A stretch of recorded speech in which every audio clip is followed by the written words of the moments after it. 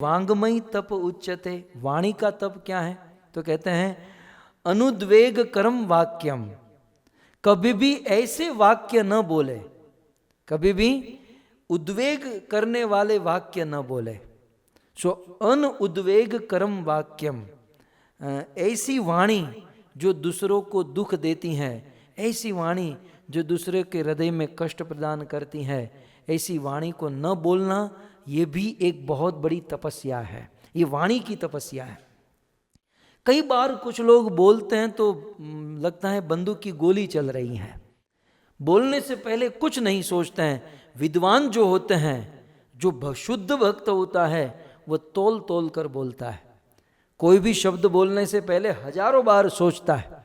क्योंकि एक बात याद रखिए, एक बार हमारे मुख से शब्द निकल गए तो फिर हम परतंत्र हो जाते हैं। एक बार हमारे मुख से शब्द निकल गए, वो प्रकृति में, वातावरण में चले गए, अभी वो वापस नहीं लिया जाता। वाणी निकल गई सो निकल गई। इसलिए वाणी बोलने से पहले हजारों बार सोचना चाहिए।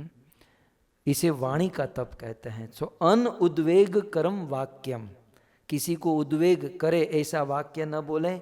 और सत्यम प्रति हितम तयत, और सदैव सत्य भाषण करे। सदैव सत्य बोले। और सत्य भी कैसा होना चाहिए? प्रिय हितम। सत्य भी कैसा होना चाहिए? प्रिय होना चाहिए, लोगों को प्रिय लगे। और प्रिय के साथ साथ हितम, जिसमें लोगों का हित हो।